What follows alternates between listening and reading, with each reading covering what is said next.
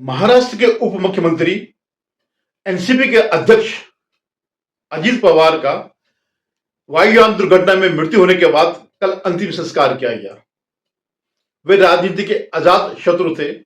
उसमें अंतिम संस्कार में भाग लेने के लिए लगभग हर पार्टी के लोग आए। दिल्ली से गृह मंत्री अमित शाह भी आए और भी जितने भी लोग थे, जो महाराष्ट्र की राजनीति में जितने भी लोग थे वो सब आए। अगर नहीं आए तो कांग्रेस के राहुल गांधी नहीं आए, ममता बनर्जी जिन्होंने एक शंका पैदा करी उनके निधन पर, वो नहीं आई, और अखिलेश नहीं आए, जो कि इसको एक इश्यू बनाना चाह रहे थे। लेकिन मैं ये बताऊं कि महाराष्ट्र में एक चीज और भी है। महाराष्ट्र की राजनीति में भले ही विभेद कितने भी हो, आपस में मतभेद कितने भी हो, लेकिन व्यक्तिगत स्तर पर इनका वो नहीं होता है, दुश्मनी नहीं होती है।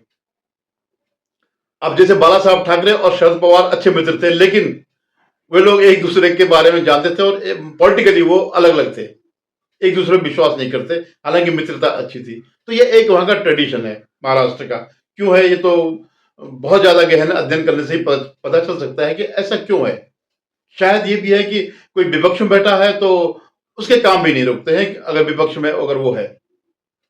लेकिन जो मैं बात कह रहा हूं कि ये ऐसे व्यक्ति थे जिनके साथ बार बार धोखा हुआ, उनके साथ बार बार धोखा हुआ, और अंत में जिंदगी ने भी उनके साथ धोखा किया। वे लगातार तो नहीं, वे 7 बार डिप्टी सीएम रहे। अगर उनको मौका मिलने की संभावनाएं थी, जब शिवसेना के, जब एनसीपी के एमएलए जो है कांग्रेस से ज्यादा थी, जब इनकी कोalition गवर्नमेंट थी, तो अगर तब चाहते, शरद पवार चाहते तो इनको चीफ मिनिस्टर बना देते। लेकिन उन्होंने कांग्रेस को ही प्रेफर किया, जबकि शायद कांग्रेस इस बारे में तैयार थी, और इस बात का ये दुख उनके मन में था। उन्होंने एक बात व्यक्त भी किया कि ऐसा हो सकता था। जब ये पार्टी में जब विभाजन हुआ तो उन्होंने ये अपना दुख व्यक्त किया। दोबारा क्या हुआ 2019 में, जब वहां हालांकि दोनों साथ थे, बीजेपी और शिवसेना, जो अब शिवसेना उद्धव ठाकरे हैं, उनके पास बहुमत था, लेकिन शरद पवार ने उनको बहला दिया, उद्धव ठाकरे को, और उन पे डोरे डाल दिए, तो वो उनके साथ नहीं मिले। वो फिर ब्लैकमेलिंग पर आ गए, जैसे आजकल शिंदे दिखाई दे रहे हैं, और वो चीफ मिनिस्टर का पद या जो भी वो चाह रहे होंगे वो उन्होंने मांगा। तो उस समय जो है फिर एनसीपी और बीजेपी की सरकार बनी, जिसमें देवेंद्र फडणवीस बने मुख्यमंत्री और अजित पवार बने उप मुख्यमंत्री। लेकिन ये सरकार केवल 80 दिन चली, 80 घंटे चली केवल, और उसके बाद एनसीपी ने हाथ पीछे खींच लिया। यानी एनसीपी माने तब शरद पवार वो थे, उसके बॉस थे। तो इस मामले में अजित पवार की बड़ी किरकिरी हुई, समाज में भी उनका जो है गलत संदेश गया, वो खिसियाए से रह गए, क्योंकि उनके साथ एक चाल चली गई। शरद पवार ने ही कहा था कि आप वो ले लो, लेकिन पूरी स्कीम नहीं बताई थी कि आप जो है बीजेपी के साथ सरकार बना लो। लेकिन जो उसके पीछे जो कारण था, शरद पवार ने बाद में भले बताया हो कि मैं नहीं चाहता था कि इसमें राष्ट्रपति शासन लग जाए। 6 महीने अगर कोई सरकार न बनाए तो राष्ट्रपति शासन लग जाएगा और कोई भी सरकार बन सकती है। ये बड़ा उनके अंदर एक टीस थी। हालांकि वो भी यूपीटी की सरकार में डिप्टी वो बन गए, चीफ मिनिस्टर बन गए, लेकिन एक उनके अंदर ये था कि मेरे साथ धोखा हुआ, मुझे कॉन्फिडेंस में नहीं लिया गया। तो मैं ये कहता हूं कि उनके साथ बार बार धोखा हुआ, और जिंदगी ने भी वही किया। सबसे दुखद ये रहा, और धोखे तो वो सहन कर सकते थे, उन्होंने बड़ी मजबूती से लड़े, बड़ी मजबूती से जो है उनका अच्छा संगठन था, संगठन में बहुत पकड़ थी। लेकिन जो धोखा उन्होंने राजनीति में खाया और बचे, सर्वाइव हुए, वो जो जिंदगी का धोखा था उसमें सर्वाइव नहीं हो सके। उनके बारे में तो काफी प्रसिद्ध है कि जनता के आदमी थे, और बारामती के लोग तो इस परिवार से तो बहुत ही प्यार करते हैं। वे 7 बार डिप्टी वो रहे, सीएम रहे, तो बल्कि एक मजाक माना जाता है कि साहब ये डिप्टी सीएम रहेंगे। लेकिन उनकी और फडणवीस की जो है, देवेंद्र फडणवीस की दोस्ती बड़ी तगड़ी दोस्ती थी। जब एक बार जब चुनाव लड़ने के बाद की बात आई, और जब ये संकट वो डिप्टी सीएम बनने की बात आई, तो उस समय जो शिंदे ने जो है एक टाउंट भी कहा कि शिंदे ने नहीं कहा था, उन्होंने कहा कि हम अभी शाम तक हम सोचेंगे और कल आपको बताएंगे। तो तत्काल उन्होंने कह दिया कि ये तो सोचते रहेंगे, लेकिन मैं अभी कह रहा हूं कि मैं तैयार हूं डिप्टी सीएम बनने के लिए। हालांकि तब उन्होंने व्यंग किया शिंदे ने कि भाई ये तो सुबह भी शपथ ले लेते हैं और रात को भी शपथ ले लेते हैं, उनका मतलब उसी उसका था जो 80 घंटे की सरकार थी। तो ये जो है इनके साथ एक मन में टीस थी। तो एक 7 बार जो आदमी लगातार डिप्टी चीफ मिनिस्टर रहा हो और उसको एक मौका न मिले, तो उसमें एक दो मौके ऐसे थे। हालांकि उस समय कभी देवेंद्र फडणवीस ने भी कहा यह बात कि ऐसा नहीं कि आप हमेशा डिप्टी सीएम रहेंगे, आप सीएम भी बन जाएंगे। लेकिन जो है भगवान को मंजूर नहीं था और वो चले गए, वो दुनिया से चले गए। अब जो है महाराष्ट्र की राजनीति में एक भूचाल भी नहीं कहेंगे, लेकिन रियलाइनमेंट और काफी खलबली मच गई कि अजीत पवार की जगह कौन लेगा। दो प्रश्न इसमें खड़े हैं कि अजीत पवार की जगह कौन लेगा और क्या दोनों जो है धड़े हैं एनसीपी के वो एक हो जाएंगे। ये चीज बड़ी मायने है। और ये ऐसे समय में हो रहा है जब एकनाथ शिंदे जो है सरकार को बीजेपी को ब्लैकमेल कर रहे हैं बीएमसी के मामले में और हर जगह जो है, और उन्होंने हर बार अपना ये कल्चर शो किया। तो अगर जब तक अजीत पवार थे तब तक इनके लिए कोई चिंता की बात नहीं थी।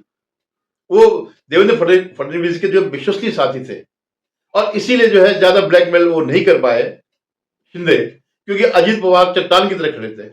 अब लोग बहुत से ये भी कह रहे कि साहब ये तो जो अभी चुनाव हुए थे इसमें दोनों ने अलग लड़ा, ये स्ट्रेटेजी के तहत लड़ा, क्योंकि दोनों के जो वोटर हैं बीजेपी के और अजीत एनसीपी के, उनके अंदर जो है वो नहीं है, समानता नहीं है, वो घुलने मिलने वाली प्रवृत्ति नहीं, दोनों के अलग किस्म के वोटर थे, इसलिए जो है ये अलग लड़े यहाँ पे पुणे में। और दूसरा उस समय क्या था, पुणे पिंपरी चिंचवड़ और कई जगह जो मराठवाड़ा के जहां जहां इनका वो था।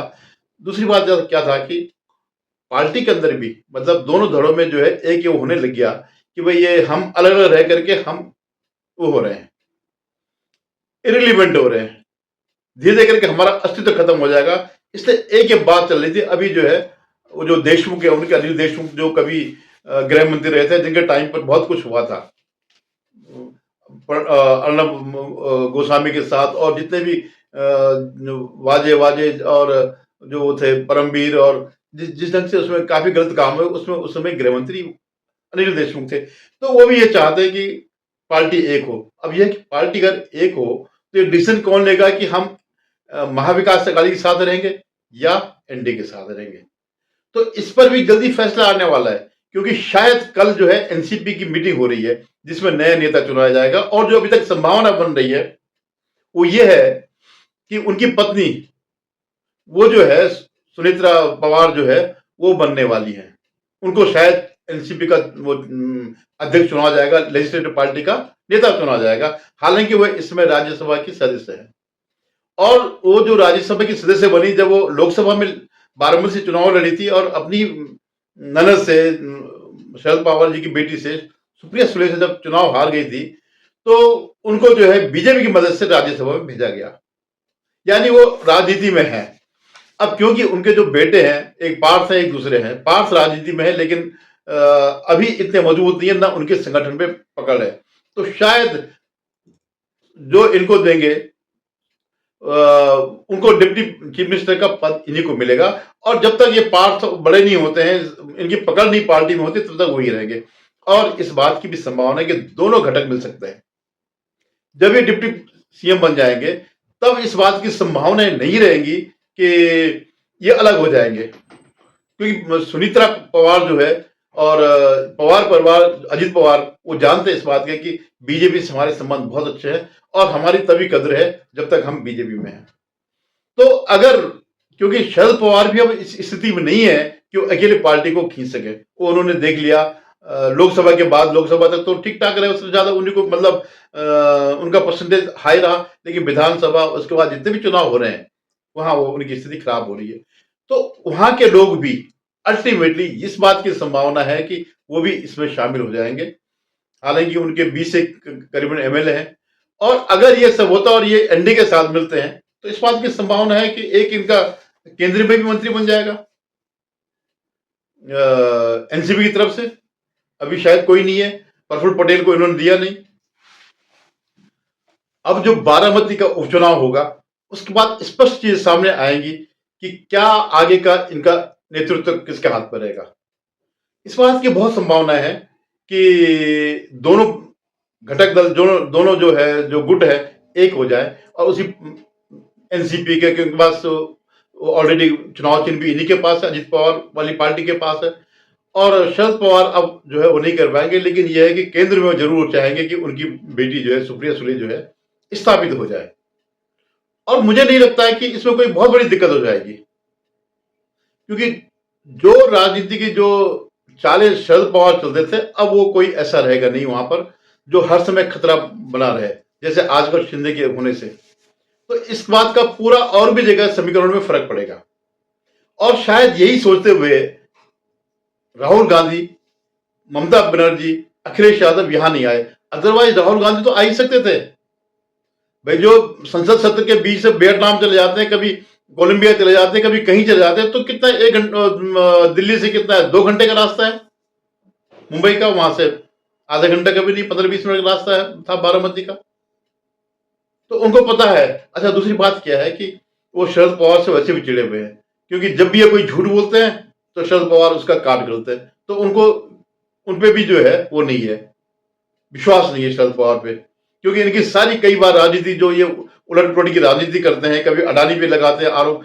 इवन कल जो है, जब ये रिवर फैलाने लगे कि साहब कोई जानबूझकर कोई दुर्घटना हुई, जांच तो होती है, जांच होने में कोई उन्हें था, लेकिन जिस ढंग से ये विपक्ष के लोग इसको उठा रहे थे, इसके पीछे कोई षड्यंत्र हो सकता, शरद पवार ने तुरंत मना कर दिया कि ये दुर्घटना है और इस पर राजनीति की जाए। जांच तो होगी, हो ही रही है, वो तो होती है, तो जो होगा सामने आ जाएगा, लेकिन षड्यंत्र वाला जो है वो सामने लाने का कोई मतलब नहीं था। तो इसलिए भी जो है विपक्ष के लोग शरद पवार से थोड़ा दूरी बना रहे हैं।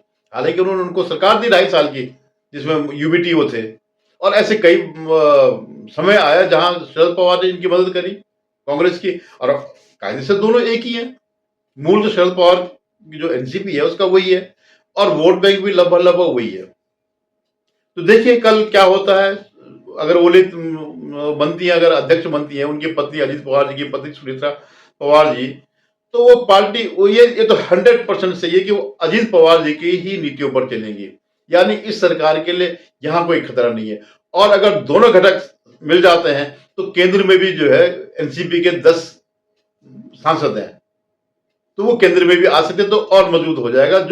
जो लोग 2024 के बाद से 6-6 महीने का इनको टाइम देने के, अब टूटेगा, कब अब टूटने वाली है, ये सरकार गिरने वाली है, ये अलग हो जाएंगे, नीतीश अलग हो जाएंगे, नायडू अलग हो जाएंगे, ये जो है चिराग पासवान अलग हो जाएंगे, इस ढंग से जो बात करते थे ये जो यूट्यूबर हैं और ये जो इनका मीडिया जो इकोसिस्टम है, ये तो अगर आप यूट्यूब आप देखो तो हर आपको लगता है अब गिरी सरकार, तब गिरी सरकार, ये खींच लेंगे, वो खींच लेंगे, ये नहीं खींच लेंगे तो सुप्रीम कोर्ट के जज इनके खिलाफ ऐसा वो दे देंगे, इन पे आरोप लगा, इनकी सरकार गिर जाएगी। अभी जब ये जो यूजीसी का रेगुलेशन हुआ था उसमें भी यही कहा गया कि अब ये सरकार गई क्योंकि सवर्ण जो है इनके खिलाफ हो गए। हालांकि इसमें दोहराई नहीं है कि सवर्ण खिलाफ हो गए थे। जो यूजीसी का जो रेगुलेशन जो आए थे वो एंटी वो सवर्ण था, लेकिन उसने डिफ्यूज कर दिया सुप्रीम कोर्ट ने। और मैं कह रहा हूं कि अब तक का ये सबसे बुरा कानून था, ये जो रेगुलेशन था। आप जो है सरकार हाथ नहीं झाड़ सकती है, आप जिनको खुश करना चाहते हैं वो कभी खुश नहीं होंगे, लेकिन जो खुश थे वो नाराज हो जाते, वो भले ही अपोजिशन को वोट नहीं देते। मुझे पक्का पता है जितने भी सवर्ण हैं इनमें से कोई इनको वोट नहीं देगा, कांग्रेस को वोट नहीं देगा, अखिलेश को वोट नहीं देगा, किसी को भी वोट नहीं देगा जो एंटी सनातनी है। लेकिन वो घर बैठ सकते थे चुपचाप करके कि हम नहीं जाएंगे, उस दिन पिकनिक बनाएंगे वोट वाले दिन। लेकिन चलिए, तो सुप्रीम कोर्ट ने हस्तक्षेप किया और बड़ा सही हस्तक्षेप किया, जिसमें अब कई तिलमिला भी रहे। धन्यवाद। आपसे निवेदन, आप मेरे चैनल को सब्सक्राइब करिएगा, शेयर कीजिएगा, कमेंट करिएगा, और हम जैसे सनातनी और राष्ट्रवादी चैनल को समर्थन दीजिएगा, सब्सक्राइब करके, शेयर करके, लाइक करके।